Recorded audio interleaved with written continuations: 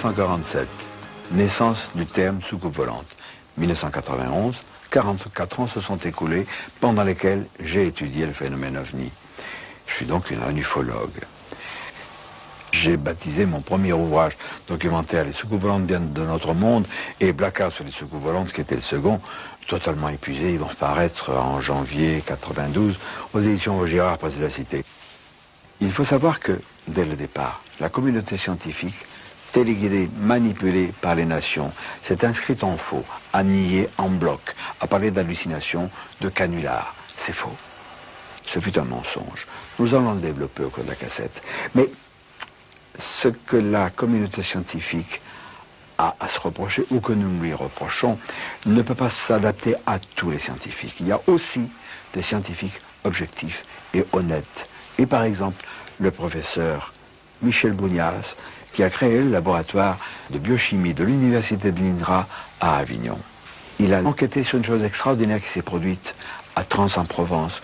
Bien sûr, il ne dit pas « c'était les Martiens, c'était les Vénusiens, c'était les Ibis ». Il a l'honnêteté intellectuelle de dire ce qu'il a constaté, et ce qu'il a constaté, ça ne vient pas de chez nous.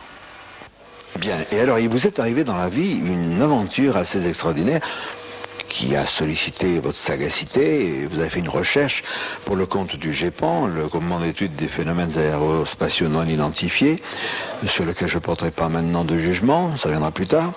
Un contrat a été passé entre vous et cet organisme. Et le Centre national d'études spatiales, très exactement, puisque c'est en 1980 que le CNES m'avait sollicité pour savoir si dans des circonstances précises, il serait possible de mettre en évidence un impact biologique de phénomènes aérospatiaux non identifiés. Alors je leur avais répondu que dans certaines conditions, ça pouvait effectivement être possible, et donc nous avions passé un contrat entre le CNES et le ministère de l'Agriculture pour le cas où. Une semaine après la signature de ce contrat, un habitant de Trans-en-Provence voit un engin se poser dans son jardin qui laisse une sorte d'empreinte photographique dans le sol. Le professeur Bounias est alors chargé d'analyser les plantes prélevées autour de la trace. J'ai donc fait une analyse très complète d'une série de plantes prélevées sur le centre de la trace, sur la trace elle-même et à des distances de plus en plus éloignées. Je passe sur les détails, en particulier mathématiques. J'ai pu montrer que bien souvent, les effets qui ont été observés décroissaient, diminuaient en fonction de l'inverse du carré de la distance. Alors ça pouvait faire penser à un phénomène par exemple de type électromagnétique, c'est un exemple.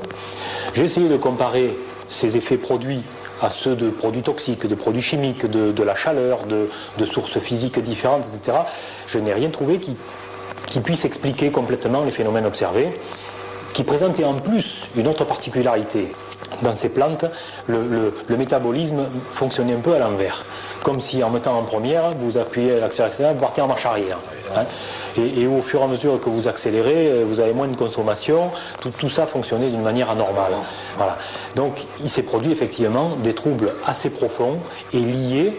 Donc je suis sûr qu'il y a eu des perturbations biochimiques anormales. C'est de la toxicologie, hein, pure et simple. Ceci étant, dans la limite de ce qu'on peut affirmer au terme d'une recherche scientifique, eh bien, je ne vois pas quoi d'autre que ce qui a été décrit par M. Nicolai aurait pu produire ces effets-là. Maintenant, quant à me demander si l'engin est un objet extraterrestre ou pas, alors là, ça, moi, je ne peux pas vous répondre, bien entendu. Ce remarquable travail d'analyse du professeur Bounias a fait sauter le GEPAN, le groupement d'études des phénomènes aérospatiaux non identifiés, que nous payons avec nos impôts. Cet organisme de recherche qui a pour vocation d'étouffer la vérité.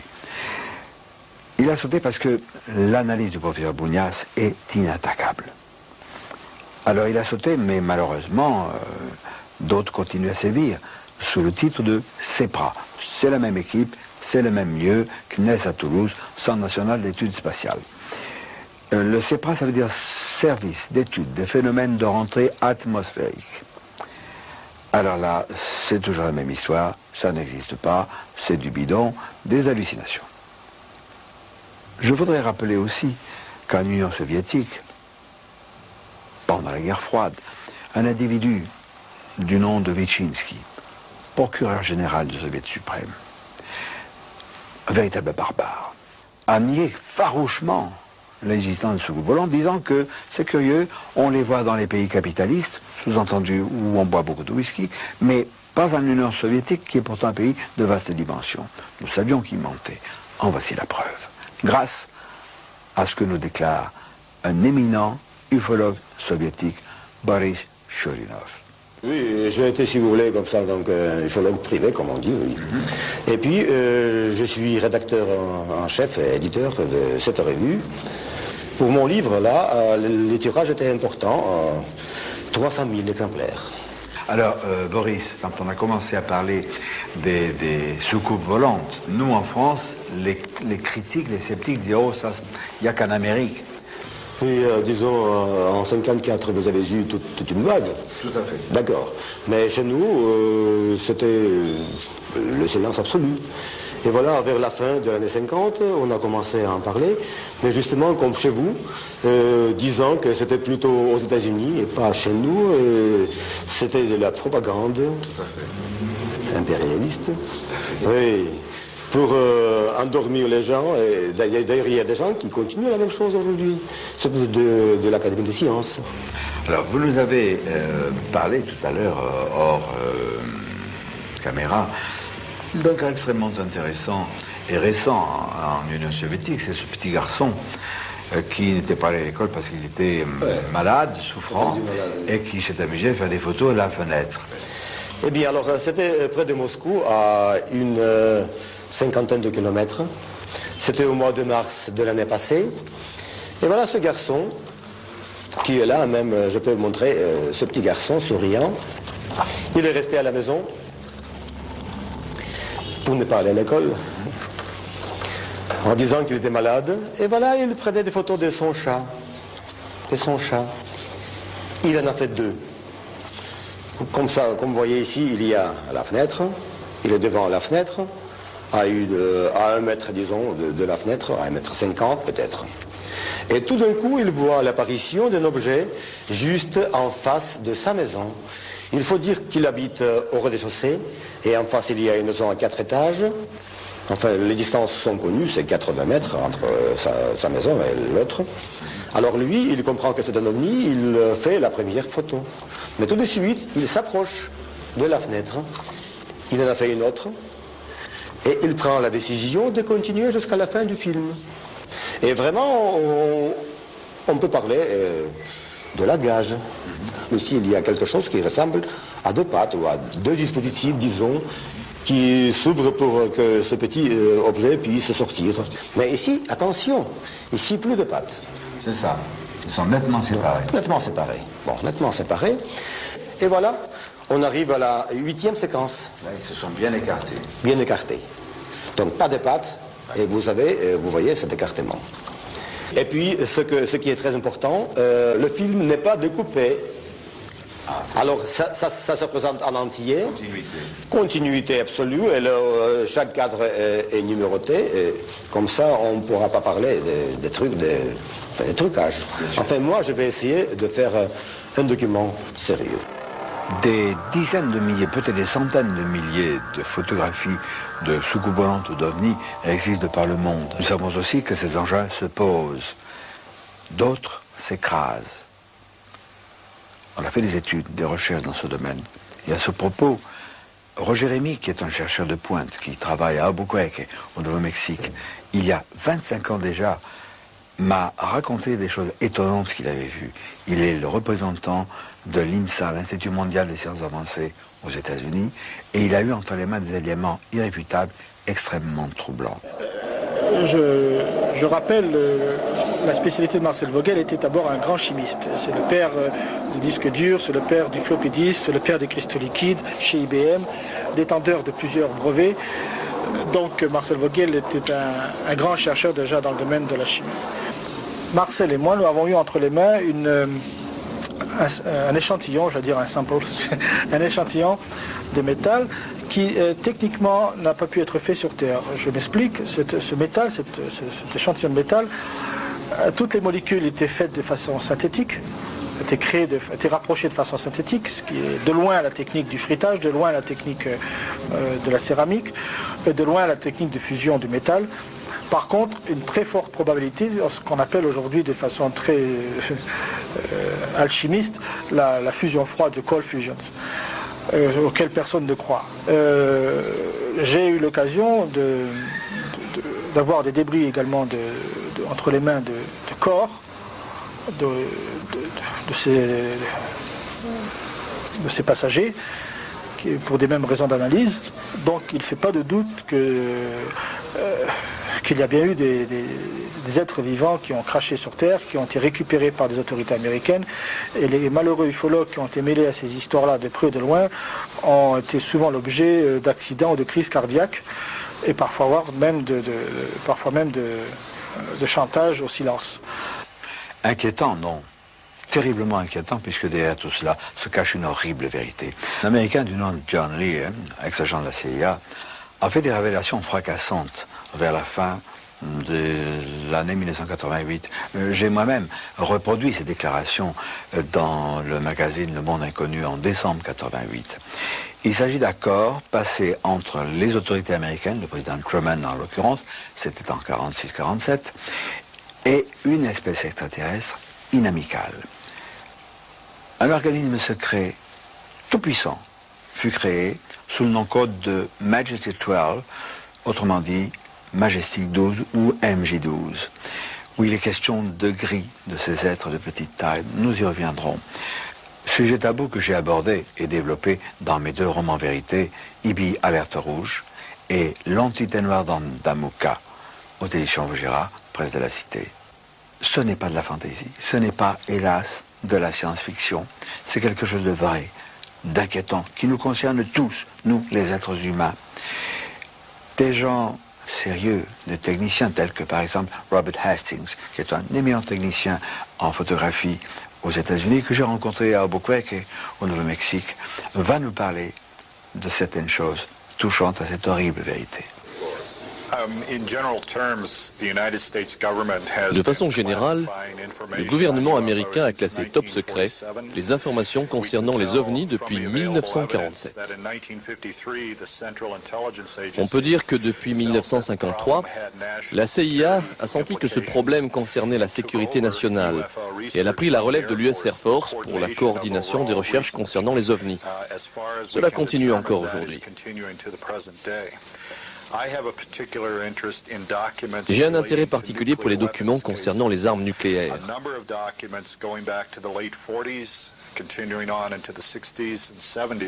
Un grand nombre de documents datant des années 40 ou des années 60 et 70 font état d'ovnis manœuvrant autour d'installations nucléaires telles que des silos, des centres de développement d'armes nucléaires comme Los Alamos, et autour de dépôts d'armes nucléaires, dans les bases du Strategic Air Command.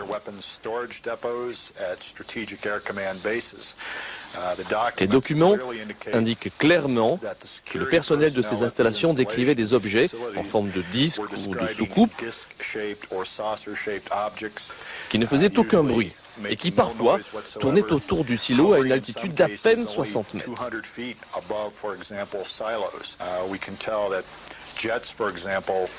Des avions de chasse ont été lancés d'une base du Montana pour intercepter ces objets, après qu'on les ait vus au-dessus de silos. C'était en novembre 1975.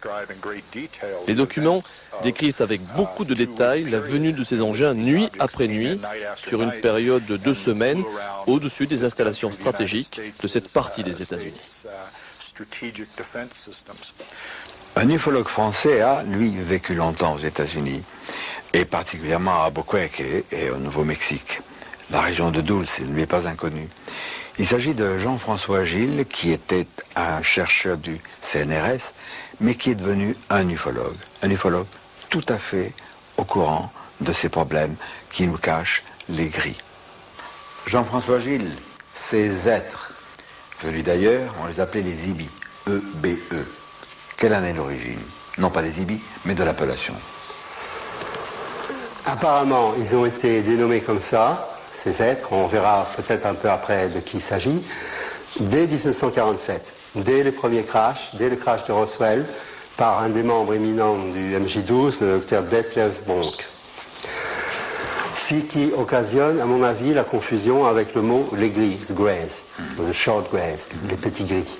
C'est que la dénomination EBE, EB, a été connue dans les années 80, à savoir pour nous à la fin des années 80, de même que la terminologie les gris, les greys, les petits gris, aussi à la fin des années 80. Mais l'expression gris, c'est une expression ouverte, c'est-à-dire qui était employée par les gens qui s'en occupaient, alors que l'expression EBE est une expression officielle employée dans des documents ultra secrets en 1947 et après. Contrairement à ce qu'on pourrait penser, les ibis, les gris, ne sont pas une œuvre d'imagination. Sylvie Houssaye les a reconstitués tels que des portraits robots à la suite de divers témoignages. Bon, et prenons l'exemple du gris. C'est à partir du témoignage de Luli Oswald, qui habite au Brésil et qui est professeur de musique dans différentes universités.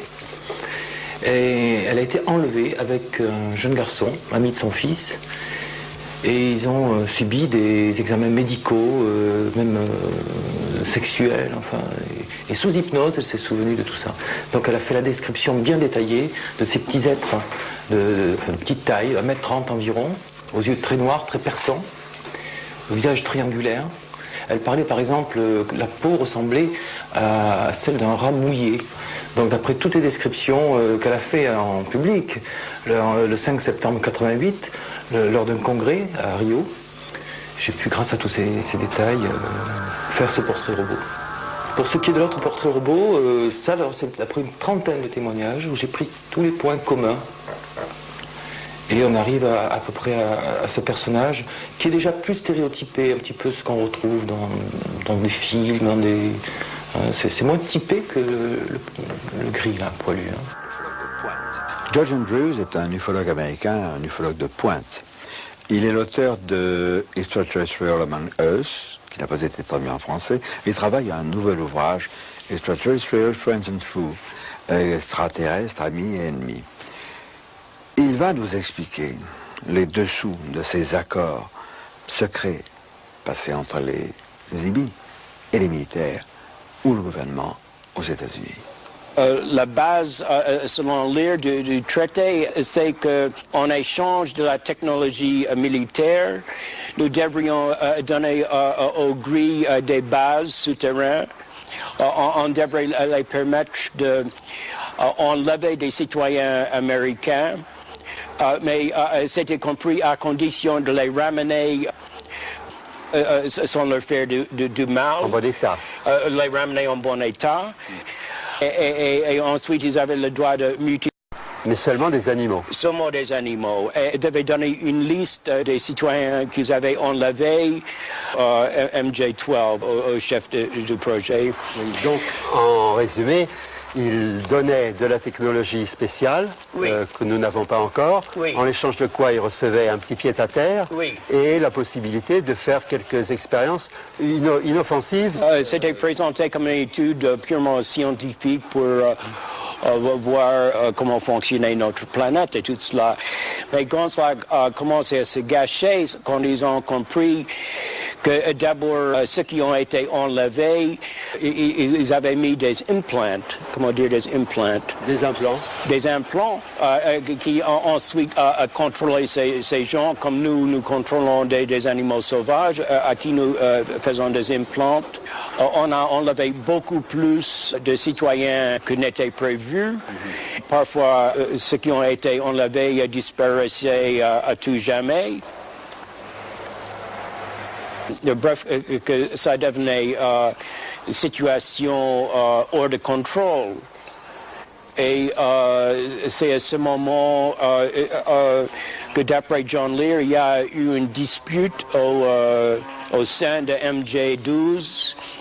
Et il y avait ceux qui voulaient continuer à supprimer les informations, des autres qui voulaient tout dire au public pour les avertir de la catastrophe. Les gris souffriraient d'une grave carence génétique. carence qu'il compenserait grâce à des enzymes prélevées sur des muqueuses de mammifères vivants. C'est l'explication des nombreuses mutilations animales constatées dans certaines parties du monde, et notamment aux États-Unis. Les humains, eux aussi, sont visés dans le cadre de ces expériences génétiques. Il y a deux cas. Là, bon, moi, j'ai pas les noms dans la tête pour l'instant, mais on les trouve dans des tas de publications maintenant. De femmes qui se rappellent avoir été enlevées. L'une, dans un cas, c'était parce qu'elle avait assisté avec sa fille à la mutilation d'un veau. Alors voilà pourquoi on peut faire la connexion, le rapprochement aux histoires de mutilation de bétail. Donc cette femme a été enlevée avec sa fille, et évidemment elle avait très peur de subir le même sort que le veau, qui a été mutilé, une mutilation classique, les yeux, la langue, les parties sexuelles, pendant qu'il était vivant, bien sûr. Et à cette femme, on lui dit non, calme-toi, ça ira très bien. C'est juste un avertissement, quoi, en fait. Bon, et puis il y a un autre cas, et il semble qu'une partie, bon, il y a une phase en ovni, et après, ça se passe dans un endroit souterrain. Alors pourquoi on dit que c'est souterrain, finalement, je suis bien en train de le dire. Hein, il y a toute l'enquête qui est à refaire. Mais bon, là, effectivement, tout d'un coup, je ne vois pas si ça peut être dans un lieu très grand. Il semble que ce sont les personnes qui ont eu un sentiment intime qu'elles étaient sous terre, qu'on leur a dit. Bon, voilà. Hein. Et puis il faudrait dire à nos amis européens qui, eux, ne sont pas au courant, parce qu'on n'a rien révélé. Il n'y a que nous, les ufologues avancés, qui avons répandu cette information. Il faut dire que les enlèvements de personnes sont nombreux aux États-Unis, en particulier les femmes. Il y a eu des régressions sous hypnose, et l'on a appris que ces femmes, on les avait enlevées pour des raisons particulières. On peut en parler. De particulières, tu veux dire que si on fixe la terminologie rencontre de troisième type quand on voit des entités, rencontre de quatrième type quand il y a un enlèvement, rencontre de cinquième type quand il y a des manipulations sur le corps de la victime, parce qu'on peut parler de victime, il s'agit dans la plupart des cas de gens qui ont été enlevés sans leur consentement, ce sont des crimes punis par la loi aussi bien aux États-Unis qu'en France, que partout dans le monde. Quand il s'agit de femmes, il y a des cas où ces femmes sont apparemment fécondées, se retrouvent enceintes. Il y a des cas, justement, où, au bout de quelques mois, disons 3-4 mois de cet ordre, elles ne sont plus enceintes, alors qu'il n'y a eu ni fausse couche, ni avortement thérapeutique. Et il semble qu'elles aient été renlevées, parce qu'on a des cas d'ébullition, je simplifie au maximum. C'est pas une seule source, ni un seul cas, c'est des tas de cas, enfin des dizaines de cas, et un certain nombre de sources, indépendantes, complètement indépendantes à mon avis. Je pourrais expliquer pourquoi. Et donc ces femmes sont enlevées une première fois, fécondées, enlevées une seconde fois, le fœtus est prélevé, l'embryon est prélevé, et il y a même des cas où elles sont réenlevées une troisième fois, quelques années après, il y a présentation d'enfants. Il s'agit d'un enfant hybride. Il y a une source publiée qui est celle de, non pas de Whitley Strieber, mais de Ved Hopkins, dans le bouquin qui s'appelle Invaders, les envahisseurs. Je ne sais pas s'il est traduit encore en français. Non, et ça, c'est une source publique. On peut l'acheter dans des monoprix en Amérique. Comme le confirment diverses sources, les Gris ont installé d'immenses bases aux États-Unis. Selon John Lear, une des bases les plus importantes est située dans l'État du Nouveau-Mexique, près de la petite ville de Dulce. La base de Dulce était dans un coin particulièrement sauvage, mais un coin sauvage qui donne un peu parfois des sueurs froides. C'est à l'extrême nord-ouest de l'État du Nouveau-Mexique, c'est à 2000 et quelques mètres d'altitude, et dans ce secteur nord-ouest, il y a le mont Acholette qui, lui, est à 2400 mètres d'altitude, en quelque chose près. Alors, ce qui est curieux, c'est que cette base, dont on pense qu'elle est une base leader, elle abriterait non pas 5000 IBI, comme je l'ai indiqué dans IBI Alerte Rouge, mais environ 18 000, ce qui présuppose une base très importante. Ce coin sauvage est sur la réserve indienne Jicarilla. Ce sont des Apaches.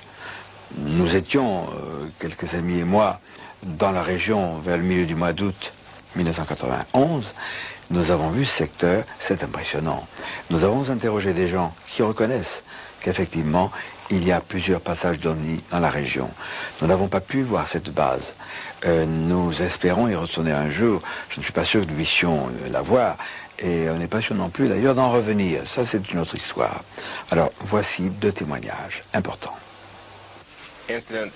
J'étais alors dans le désert au sud de Belen, au Nouveau-Mexique.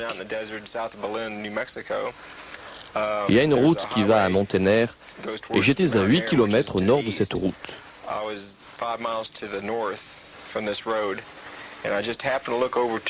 Je regardais la montagne au sud lorsqu'il y a eu un flash lumineux au-dessus de cette montagne qui s'est dissipé.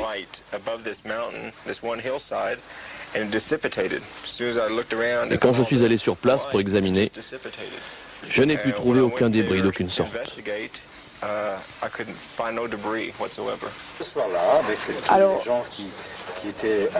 c'était au pied du mont Archuleta. Oui, du mont Archuleta, mais en fait on était déjà sur les hauteurs. On était parti très haut et on dominait tout le mont Archuleta. On était en haut du mont Archuleta. On était sur un plateau. On avait trouvé un plateau pour camper. Et on avait fait un très bon barbecue que Gabriel Valdez nous a préparé admirablement.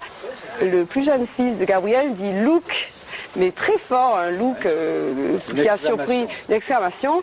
Et on a tous levé nos têtes à ce moment-là et on a vu au-dessus de nous, dans le ciel qui était à ce moment-là devenu vraiment très noir, très après le coucher du soleil, on a vu une lumière mais qui semblait éclairer toute la montagne, qui a formé un boomerang au-dessus de nous.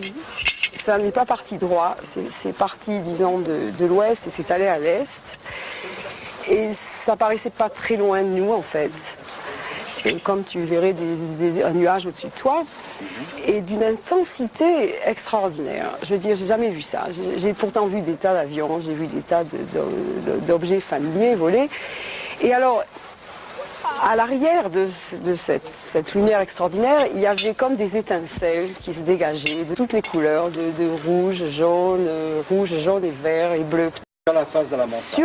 C'est la face de la montagne. Sans laisser de traces naturelles. Sans laisser et pas le moins, comme si ça s'était volatilisé, comme un gaz, comme une bulle de savon quand elle éclate, pof, comme ça. Et Gabriel a aussitôt dit, je vous l'avais dit, on les voit tout le temps. Et effectivement, ce phénomène n'est pas rare à Dulce. Pour nous, c'était extraordinaire, c'était la première fois. Mais il disait que les Indiens témoignent d'au moins 2 apparitions comme ça par mois au-dessus de la montagne. Ils les voient tellement qu'ils n'y font plus attention. Au-dessus du mont Archuleta. Au-dessus du mont Archuleta, essentiellement toujours au-dessus de cette montagne. Comment une telle vérité a-t-elle pu être cachée, maintenue sous le boisseau par les autorités? Lorsque le Majestic 12 a vu le jour, dans le courant des années 40, cet organisme créé à l'instigation des IBI, de ces êtres des bases souterraines, les autorités américaines ont contrainte, fait le blackout, fait le silence et la censure. D'abord, en essayant de convaincre le monde scientifique que les ovnis, les extraterrestres, les soucoupes volantes, tout ça c'était de la foutaise et que ça n'existait pas. Beaucoup de savants à l'époque ont marché, parce que ça entrait dans leur propre vue. Ça les gênait que nous ne soyons pas les seuls à être les plus beaux, etc. Bon. Après coup, il fallait véhiculer ces mensonges, cette intoxication criminelle, on peut le dire. Et pour le véhiculer, qu'est-ce qu'il fallait? Les médias. Alors, le monde savant, porte-parole du MJ12 et du gouvernement secret, a induit en erreur les médias, qui à leur tour, en toute bonne foi, ont induit en erreur nous, les cochons payants, toujours à payer pour les autres. Alors attention, méfiez-vous, amis, des déclarations officielles, quelles qu'elles soient, touchant les ovnis. Elles sont fausses. Le lieutenant-colonel Wendell Stevens, il y a 25-30 ans, a été nommé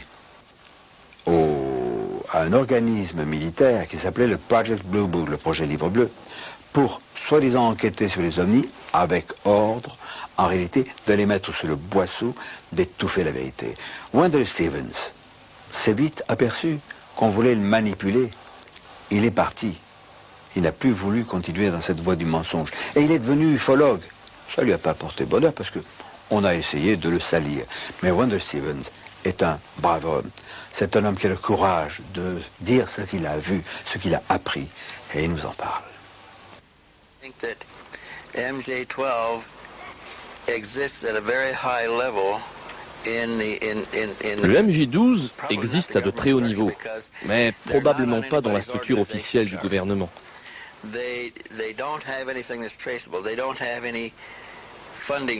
Il n'y a aucune trace et aucune ligne budgétaire n'est prévue. Il obtient ses fonds de différentes façons.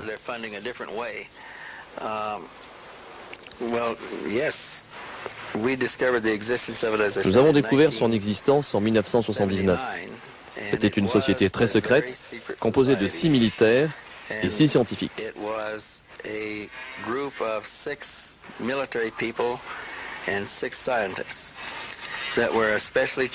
Ils étaient chargés d'enquêter et de maintenir le secret sur tout ce qu'ils pourraient trouver relié au phénomène OVNI.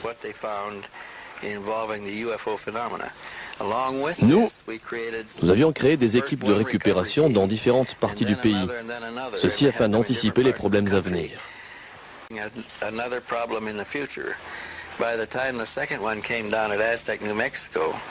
Lors du crash d'Aztec au Nouveau-Mexique, nous avions une équipe juste à côté, de l'autre côté de la frontière, au Colorado. Ils ont pu observer l'approche de cet objet, visiblement hors de contrôle.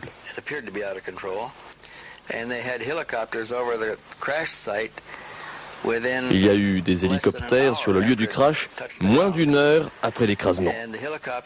Les hélicoptères tournaient autour du site. Des gens d'une équipe spéciale habillés en bleu foncé se préparaient à prendre le contrôle des lieux.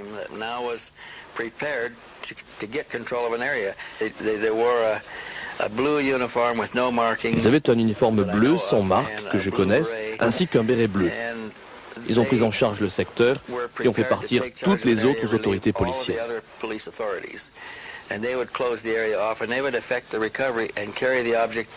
Ils ont alors transporté l'engin vers un endroit secret.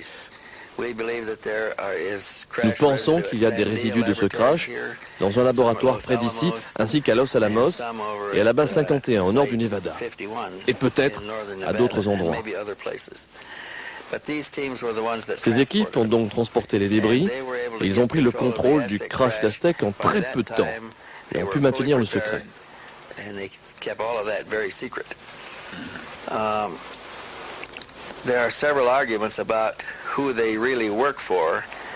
Il y a plusieurs arguments en ce qui concerne les personnes pour qui ils travaillent.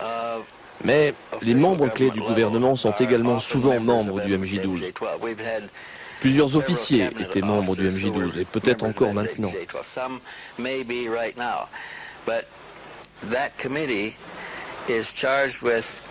Ce comité est chargé de contrôler le plus grand secret que ce pays ait. Ce secret est tel qu'aucun élu ou officiel n'a le droit de le connaître car il pourrait partir avec ce secret.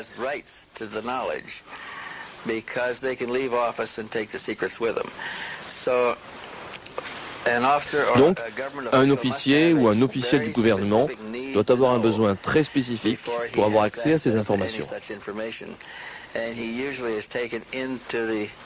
Et généralement, il est englobé dans le groupe ou la société, ainsi, il ne divulguera rien. Nous avons déjà parlé de censure, mais il est peut-être bon d'aller plus avant dans ce domaine controversé, mais malheureusement sournois et bel et bien réel. Et ce qu'on a noté, c'est que le grand public est tellement conditionné par 40 ans de mensonges qu'il prend tout cela à la rigolade. La presse sérieuse ne parle des ovnis que pour rigoler, tandis que les tabloïds, ils font une censure à l'inverse. Ils exagèrent tout, ils en rajoutent, on exagère et réduit à l'absurdité de cette façon-là. Et c'est très instructif que, par exemple, les tabloïds, le National Enquirer, le propriétaire, c'est en effet un ancien du CIA. Les médias ne sont pas les seules victimes. il y a aussi des personnes, et vraiment victimes.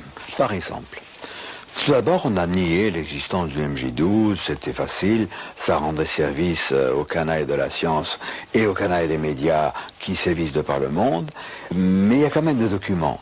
Par exemple, cette lettre du président Truman adressée à James Forrestal, alors secrétaire à la Défense aux États-Unis. C'était le 24 septembre 1947. Il lui parle du MJ12.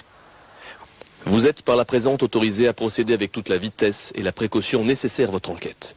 Ce sujet devra être référé exclusivement comme opération Majestic 12.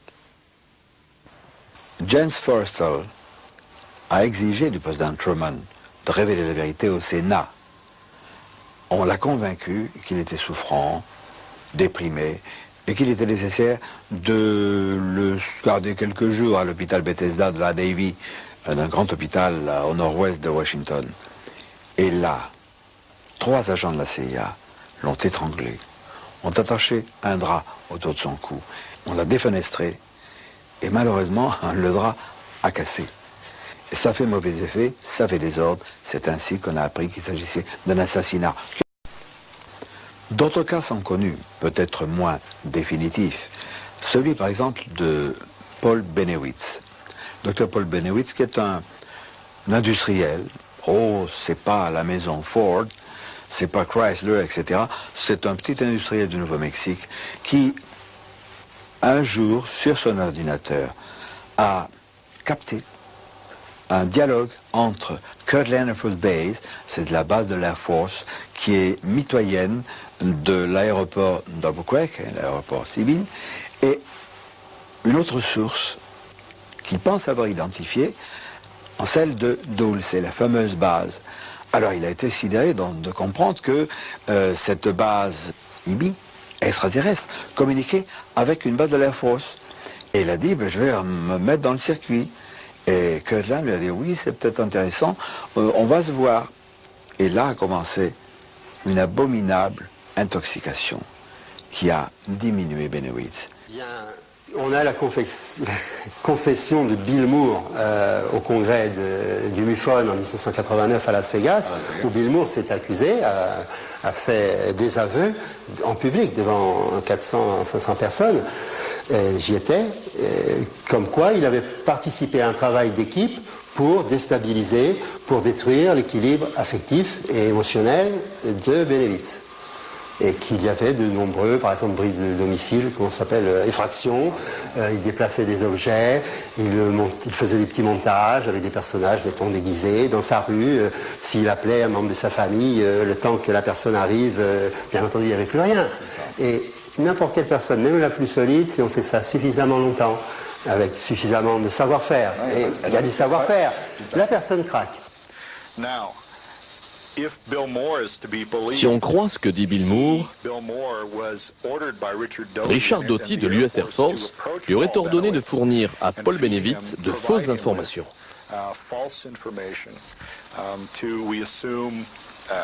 Cela afin de le mettre à mal. Il affirmait qu'il y avait des atterrissages d'OVNI au Nouveau-Mexique et ainsi de suite.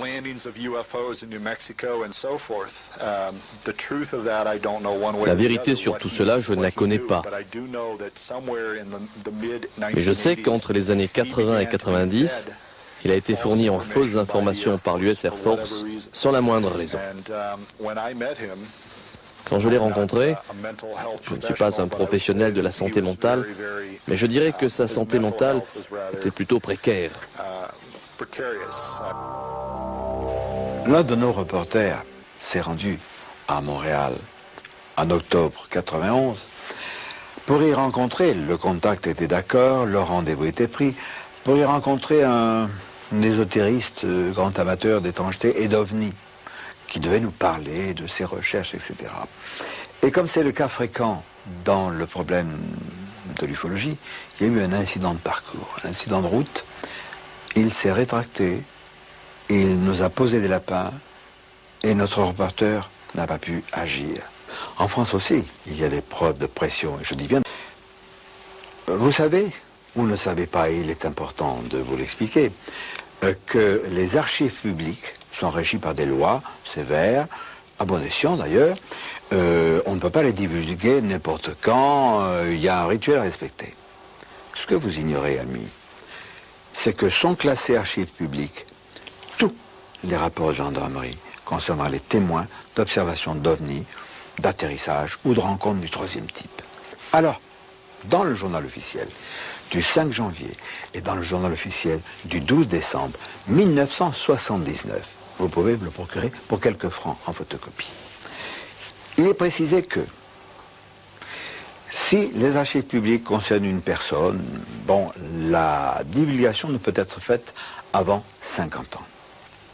Mais imaginez un gendarme qui, pour des raisons personnelles, ne croit pas aux ovnis, est contre les ovnis, n'aime pas les ovnis, ni les ufologues, il va chercher la petite bête, parce qu'il connaît la loi, un gendarme connaît la loi. Alors il va demander au témoin, voilà, Madame Dupont, Monsieur Durand, vous dites avoir vu un engin, etc. Très bien, vous allez bien? Vous avez une bonne santé? Ah oui, absolument. La dame lui dit, ah, mon Dieu, j'ai fait une égratignure, j'ai encore au pied, mais tout va bien.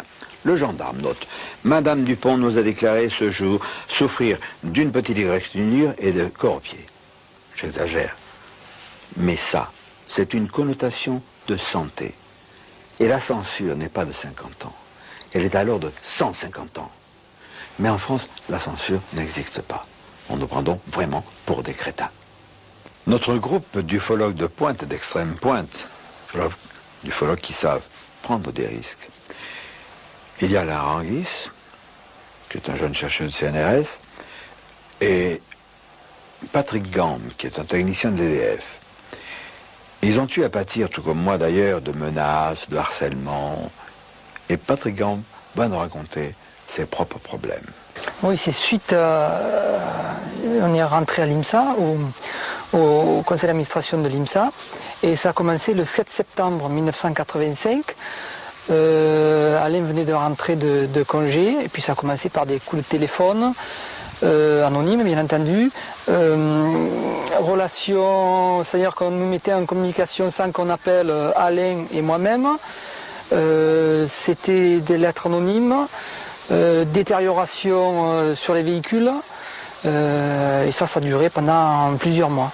Alors, Patrick nous a parlé de septembre 1985. C'est à peu près à ce moment-là que je mettais une main un peu définitive à un bouquin documentaire qui s'est appelé Le monde étrange des contactés. Ça plaît aux canailles du MJ12. Et ça s'est intensifié. Et un soir, nous avions rendez-vous, Patrick Gambe, son épouse Bernadette, Alain Ranguis et Brigitte, son épouse, ma femme et moi, pour dîner et parler de nos problèmes. Et nous étions donc chez moi.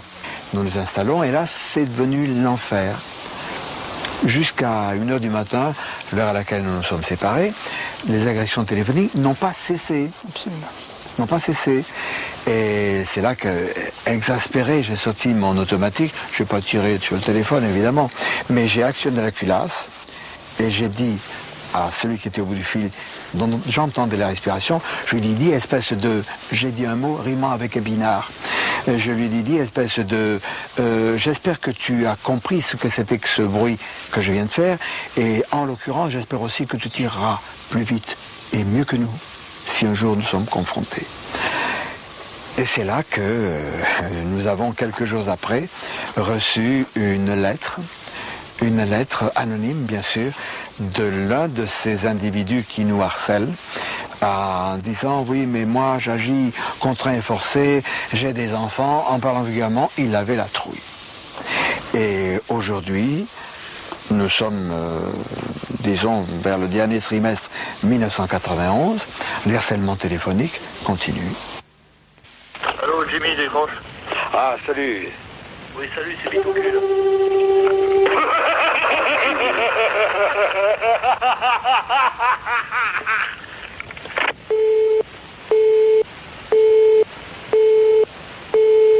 Ce qui m'ennuie, c'est qu'un jour, j'ai reçu un sachet de poudre blanche dans cette enveloppe, postée à Marseille le 15 novembre 89, à la Poste République à Marseille. Je suis allé avec mon épouse à la gendarmerie centrale d'Aix-en-Provence, sur la route de Nice. Et j'ai dit à l'adjudant Vianney, J'ai su son nom. Voilà ce que j'ai reçu. Pouvez-vous me dire ce que c'est? Vous avez un laboratoire? Alors il a pris le sachet. Il est monté au premier étage et un quart d'heure, 20 minutes après, il m'a dit, monsieur Gueux, rassurez-vous, c'est du sel d'ammoniac. Je lui dis, d'accord. Aujourd'hui, c'est du sel d'ammoniac. Et si demain, je reçois autre chose? Et si d'aventure, au moment où j'ouvre le courrier, puisqu'il est distribué vers 12h30 chez moi, si au moment où j'ouvre mon courrier, on frappe à la porte et que je suis en présence de maître Dupont-Durand, huissier, et on me dit, qu'est-ce que c'est que ça? Alors je dirais, je ne sais pas, je viens de le recevoir.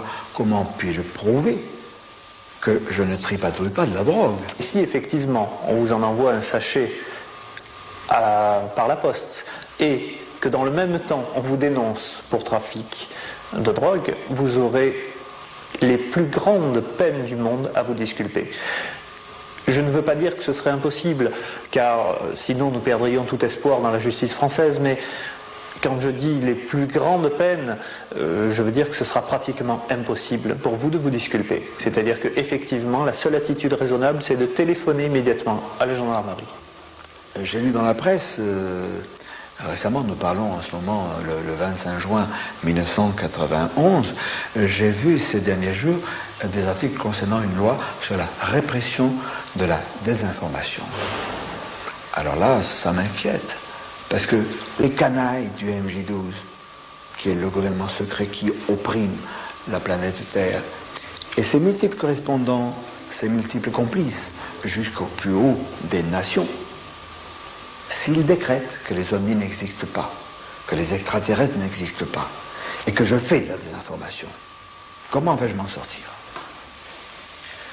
Là encore, chaque loi intervient à travers un pouvoir politique. Le pouvoir politique donne l'orientation de la loi. Il est bien évident que s'il ne s'agit que d'une loi pénale, d'une intervention sur la répression, par exemple, du trafic de drogue, il n'y a pas d'intervention politique à faire. C'est une intervention qui se fait à travers le parquet. Ceci est tout à fait classique. Maintenant, une loi sur la répression de la désinformation est effectivement éminemment dangereuse parce qu'il suffira au pouvoir politique de qualifier une information de fallacieuse ou de fausse ou de désinformation pour faire entrer cette information de facto dans le cadre du champ d'application de la loi pénale et donc de poursuivre certains comportements qui sont considérés comme étant de la désinformation. Effectivement, vous n'aurez absolument aucun moyen de vous en sortir si un pouvoir politique a décrété que les ovnis n'existaient pas et que le fait d'en parler était considéré comme de la désinformation ou une attitude anti-française ou contraire à l'ordre public français ou risquait de causer un trouble à l'ordre public français. À ce moment-là, effectivement, vous n'aurez pratiquement aucune chance de vous sortir de cette situation, sauf à amener à ce moment-là devant les juges médusés un petit homme vert sur le bureau du magistrat qui, de toute façon, ne pourra que prétendre qu'il s'agit d'une poupée puisque nous savons tous que les ovnis n'existent pas dans le gouvernement, bien entendu. Des pressions s'exercent aussi en France. Pourquoi?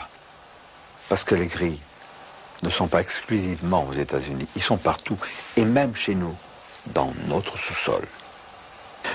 René Varino, tu diriges depuis de nombreuses années le CEOF, le Centre d'études OVNI France, oui, il faut bien le préciser, qui publie le bulletin Contact OVNI.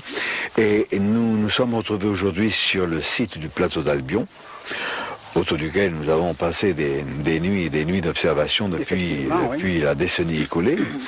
Et là, un jour, un vieux monsieur a vu quelque chose. Comment les choses se sont passées? Oui, ben, effectivement, ce vieux monsieur dont tu parles là est une personne, un retraité qui vit ici à Saint-Christophe et qui vivait ici à l'époque puisqu'il est mort.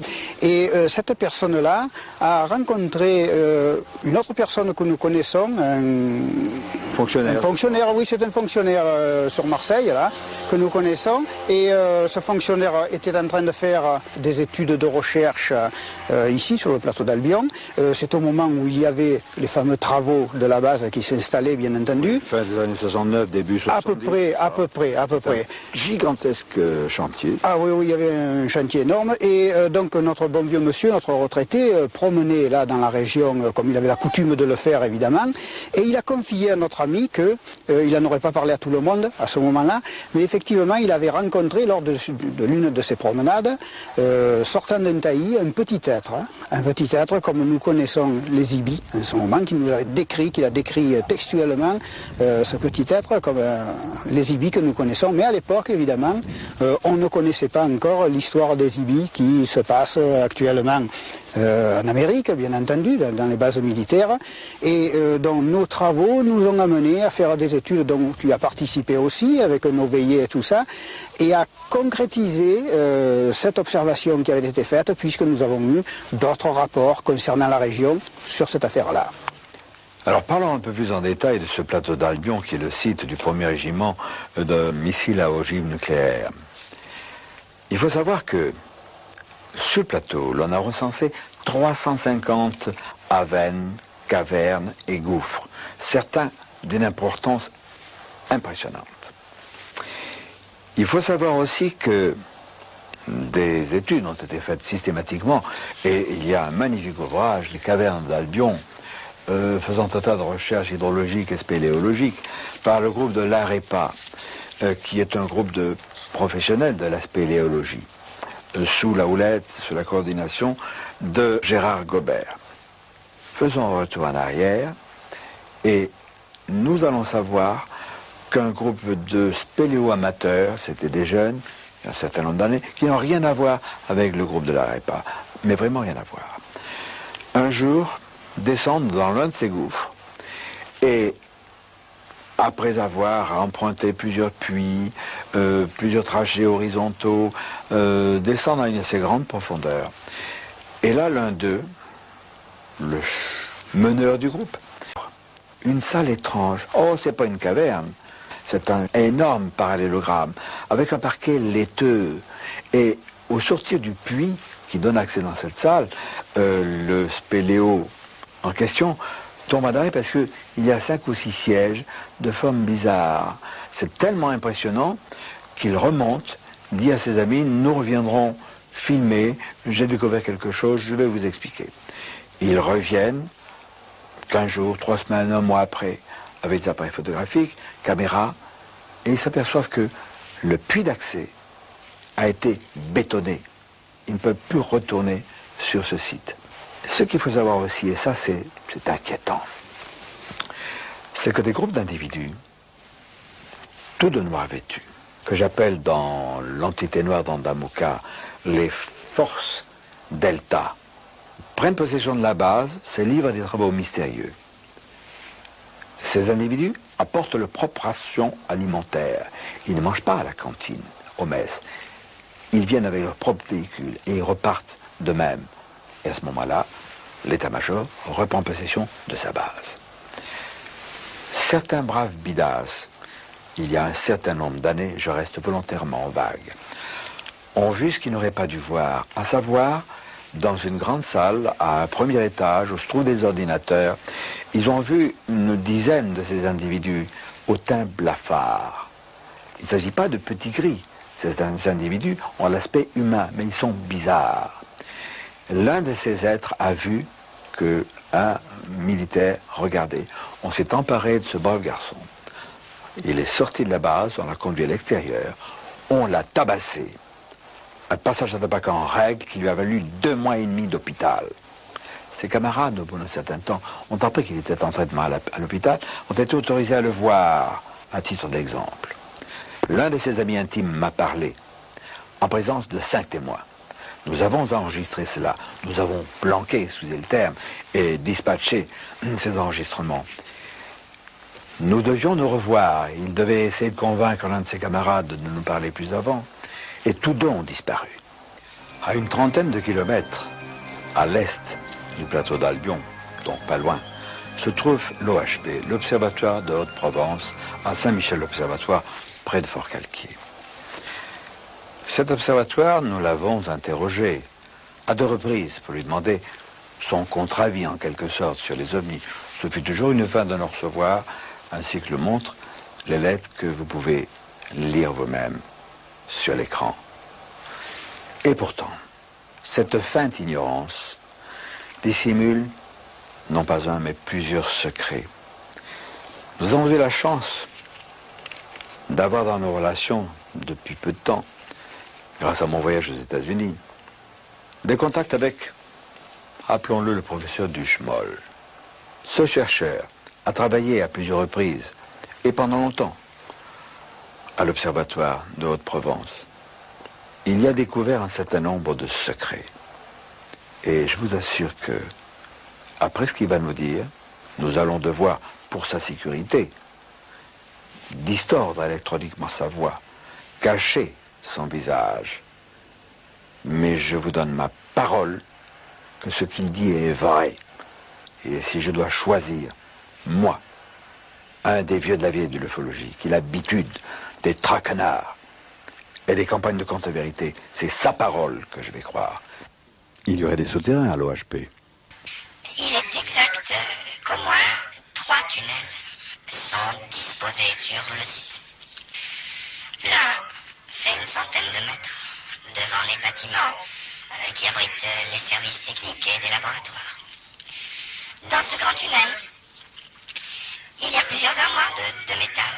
L'une de ces armoires contient d'innombrables photos de soucoupes volantes. Les unes envoyées par des témoins, les autres prises par des astronomes au télescope. On appelle cette armoire spéciale l'armoire secrète. Ces clichés n'ont jamais été réexpédiés à ceux qui les ont envoyés. Il y a aussi des pièces secrètes. Il y en a même une qui est blindée. Elle renferme des stocks de photos tout aussi secrètes. La pièce secrète n'est pas souterraine. Elle est voisine du laboratoire et de l'administration. Ok. En quelles occasions avez-vous appris tout cela? No comment. J'ai pris beaucoup de précautions pour rejoindre Monsieur Gueux. Et pour venir dans ce studio, j'ai redoublé encore de précautions en m'assurant que je n'étais pas suivi. Vous ne connaissez pas ma véritable identité, cela dans mon intérêt et dans le vôtre. Je ne répondrai pas à votre question.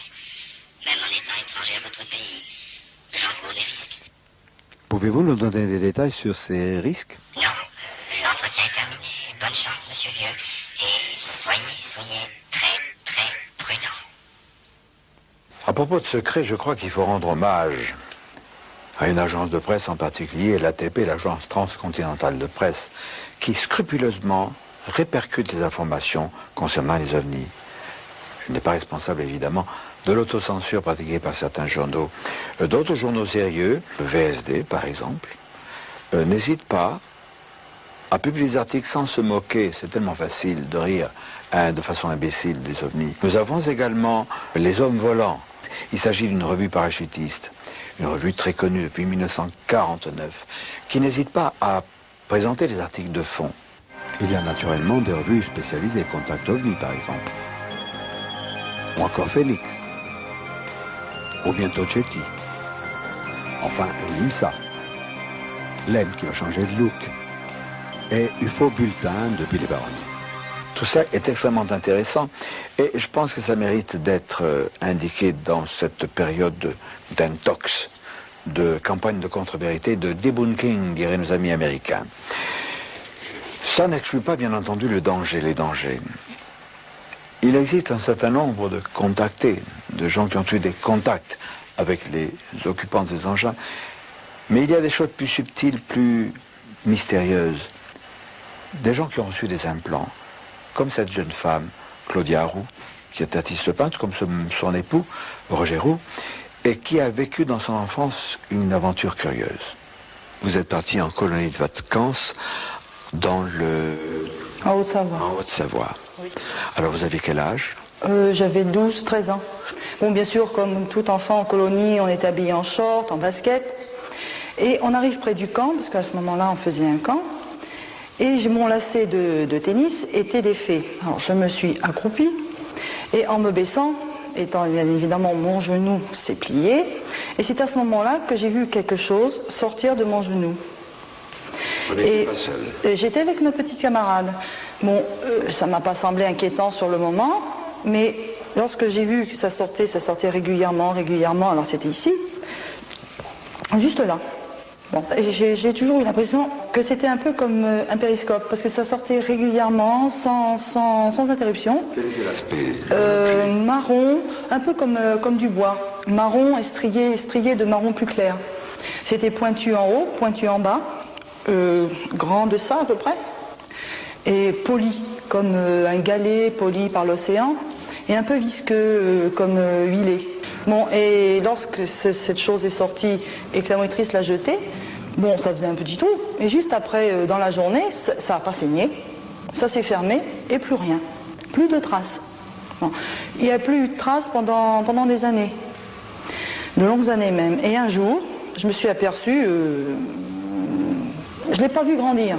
Disons que je m'en suis aperçue d'un seul coup, ça y était pas, et le lendemain ça y était, parce que je ne l'ai pas vu venir. Et j'ai eu donc cette chose que l'on appelle maintenant, je le sais, un kyste de rejet, c'est-à-dire que le corps qui a eu quelque chose forme un kyste parce qu'il y a eu un corps étranger. Et quelques années plus tard, ce kyste, disons 2 fois dans la semaine, après ça cessait pendant des mois, me faisait une douleur, mais très très violente, et j'ai dit un peu comme une douleur qui serait venue de l'extérieur, passant par le centre de mon corps et passant tout droit. Et un jour ça s'est arrêté, je n'ai plus rien senti, je n'ai plus rien vu, et j'ai ça, il n'y a plus de manifestation, il n'y a plus rien. Tout au long de cette vidéocassette Vérité, il a été question essentiellement des short grey, des petits gris, ces êtres de petite taille, qui sont à tout le moins inamicaux. Mais je ne voudrais pas qu'on se méprenne. Nous estimons qu'il y a une trentaine d'espèces différentes d'êtres venus d'ailleurs qui, à des degrés divers et pour des raisons précises qui nous échappent, s'intéressent à nous. Mi-avril 1954, Edward Air Force Base, une base de l'Air Force, en Californie. 5 vaisseaux extraterrestres se posent. Roger Roux a reconstitué fidèlement cette scène que l'on connaît bien, qui a été étouffée. Eisenhower a rencontré des êtres d'apparence humaine qui n'avaient rien à voir avec les short gris, les petits gris. Ces êtres lui ont tenu à peu près ce langage. Vous les terriens, vous auriez besoin qu'on vous aide. Nous sommes prêts à le faire, mais il y a une condition. Vous vivez une ère de matérialisme. Vous manquez de spiritualité. Vous vous battez. Vous utilisez des armes nucléaires. Nous voudrions que tout cela cesse. Et à ce moment-là, nous ferons les quelques pas qui nous séparent et nous viendrons vous aider. Eisenhower, qui connaissait les accords secrets du MJ-12, a dit non. Les terriens ne sont pas prêts pour cela. Revenez dans 30 ans. Comme on dit à un enfant un peu turbulent, écoute, pose plus de questions, tu comprendras quand tu seras grand. Nous avons de sérieuses raisons de penser que ces êtres qui ont pris contact avec nous à travers le président Eisenhower en 1954 aux États-Unis sont des êtres pacifiques. Dans notre jargon d'ufologue sérieux et de pointe, nous les appelons les grands blonds. Bien sûr, il n'y a pas que des blonds.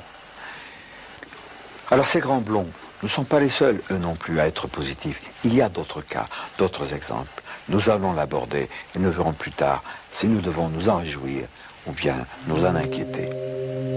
Nous sommes dans les collines de Beaunieu, dans le Luberon, en Provence, et Madame Denise Bell, à la mi-septembre 1975, vous êtes venue, vous, comme ça vous arrivez, vous vous promeniez avec votre chien, c'était le soir. Oui. Le soir, la nuit était tombée, c'était le 15 septembre, la nuit était tombée, voilà. Il y avait des étoiles. Mais vous étiez préoccupée ce soir-là? Oui, j'étais préoccupée parce que j'étais atteinte d'un cancer à la thyroïde, du côté gauche, et un mois avant, le service du professeur, son assistant m'avait dit qu'un autre nodule m'était venu sur la droite et que je devais envisager l'opération, c'était impératif. J'étais un peu tourmentée, et puis j'avais mon chien, et mon chien il file comme ça dans le buisson. Et moi, à partir de cet endroit, j'ai été prise comment vous dire, d'espèce de malaise, de colique. Je me suis éloignée là dans le virage là-bas. Et j'ai dû m'accroupir et j'ai dû vider mon ventre. Et sur cet arbre-là, il s'est développé une lumière, que l'arbre il est tout petit à côté, voyez-vous. La lumière est restée absolument à sa place, elle tremblait toujours.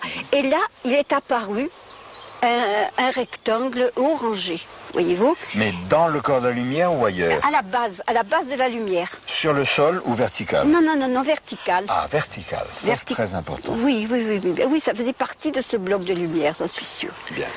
Je voudrais revenir, Denise Bell, sur cette sensation quand quelque chose vous a immobilisé derrière, vous a serré.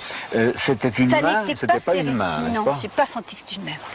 C'était la position de quelque chose qui était au moins large comme 4 doigts, voyez, mais beaucoup plus épais, et qui m'a fait simplement prendre comme ça. Et je me suis trouvée la gorge offerte à cette lumière. Ah, voilà. Vous voyez, c'est là que je dis qu'il y a eu des soins de fait. Bon, vous êtes ensuite rentré chez vous, vous avez dormi? Normal. Normalement.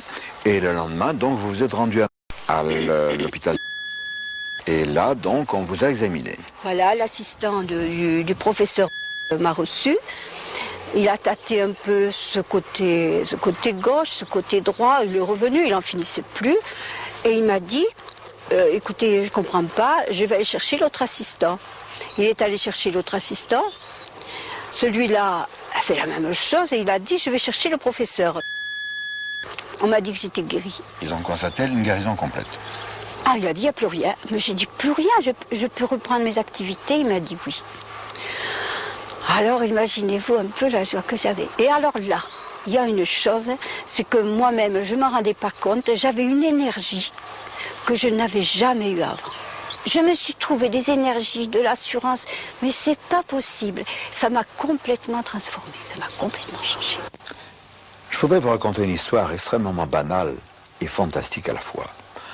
En août 91, j'étais au Nouveau-Mexique. Et je suis allé avec mon épouse et quelques amis au marché annuel artisanal indien de Santa Fe. J'abrège, nous étions une foule considérable. Mes amis étaient allés chercher des vivres pour pique-niquer. Et ne les voyant pas, je pars à leur recherche et je m'écarte un peu, ne les trouvant pas. Et une voiture s'arrête au bord du trottoir et j'entends « Hi Jim », c'est-à-dire « Salut Jim ». Personne ne m'appelle ainsi. Je me retourne, je vois une voiture, une grande voiture, un homme qui est à droite, cheveux grisonnants, 40, 45 ans, qui me sourit de façon sympathique, derrière 3 hommes, que j'estime être, à tort ou à raison, des vétérans du Vietnam. C'est cette image qui me vient. Je dis à cet homme, mais vous me connaissez? Et il me dit, oui, bien sûr, nous vous connaissons, nous savons ce que vous faites, vous êtes dans la bonne voie. Continuez, nous apprécions. Et il s'en va. Alors je marche auprès de la voiture, je dis, mais enfin, ne partez pas comme ça, qu'est-ce qui se passe? Expliquez-moi. Au moins on va se revoir. Maybe later.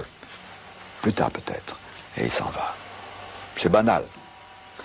Mais c'est fantastique, car enfin, qui sur la planète Terre savait qu'à ce moment-là, ce jour-là, vers 12h30, j'allais me trouver à Santa Fe, où je ne connais personne, où je n'avais jamais mis les pieds? Je crois que ces hommes étaient des gens de la CIA, mais pas les MIB, the Men in Black, les hommes en noir, pas les sinistres agents exécuteurs du MJ12. C'était les bons. Comme il existe dans le KGB également des bons. Alors c'est intéressant parce que ça autorise à penser que, à un haut niveau, la résistance est en train de s'organiser. Je crois que c'est important parce que nous avons eu des précédents. C'était le signal, c'était l'indicatif des émissions de Radio Londres. Ces émissions qui apportaient une bouffée d'espoir de la part d'un inconnu qu'ils appelaient le général de Gaulle. Bien sûr, je ne suis pas le général de Gaulle numéro 2. Je ne vous dis pas, armez-vous, planquez les armes, on va s'entraîner, on va les foutre dehors, les grilles. Non, pas du tout. C'est un simple rappel. Car la résistance est en train de naître. Je crois que c'est une bonne chose. Rappelons-nous aussi ce qui s'est passé à Edward Air Force Base en avril 1954, quand Eisenhower a rencontré les Grands Blonds. Il leur a dit « Revenez dans 30 ans, faire la paix, ne plus nous battre, nous désarmer, tout ça, on verra plus tard. » Que se passe-t-il depuis 2 ans? La chute du mur de Berlin, la réunification de l'Allemagne, la libéralisation de la Russie grâce à la perestroïka, à la glasnost de Gorbatchev, de Boris Yeltsin, Shevardnadze qui vient de revenir. C'est encourageant. Tout cela ressemble à l'application graduelle des Blonds qui nous ont dit en quelque sorte « Aidez-vous et nous vous aiderons plus tard ». Je crois que ce plus tard est en train d'arriver. Alors c'est une fantastique bouffée d'espoir. Et malgré l'inquiétude des gris qui sont sous nos pieds, je crois qu'il faut espérer. Il faut espérer, tout en faisant quand même un clin d'œil à nos frères de l'espace, aux chevaliers de lumière, avec notre ami Silvio Houssay, qui est un merveilleux illustrateur, mais qui est aussi un auteur, compositeur, interprète de talent. Mais avant cela, une conclusion provisoire avant d'autres cassettes de cette série Les Portes du Futur. Que la force soit avec vous et avec nous. Alerte rouge, les terriens parlent aux terriens. Il est temps de lever la tête, il est temps d'ouvrir les yeux. Notre triste planète attend le retour des dieux. Nous avons saisi le message de leur rendez-vous répété. Chevaliers de lumière, vos enfants sont fatigués. Ici l'on tue, on se déchire. La terre est un étrange navire. On nous ment, on nous plonge dans des abîmes de mensonges. Pieuvre média crache ton ombre pour mieux nous aveugler. Crache, crache, tu devras un jour cracher la vérité. Il y a ceux que l'on soupçonne, il y a ceux que l'on bâillonne. Ils racontent des histoires d'ovnis, et on rit. Connaissez-vous la dernière en Arkansas, en Australie? Il y aurait sous la terre des tigris, des hiris.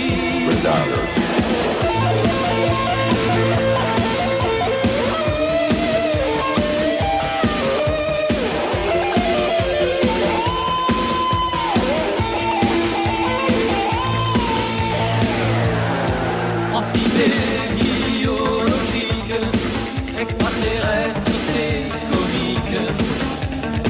Ça fait passer un moment entre le foot et le Liban. Merci à vous, chefs militaires, Majesté 12 et CIA. D'est en ouest, on vend la terre à des rats. Ils sont là, les yeux froids, visiteurs, prédateurs. On dit qu'ils tuent, qu'ils nous mutilent, qu'en génétique ils sont habiles. Que nos frères de l'espace viennent briser la menace. Que le voile se déchire, donnant raison à John Lee.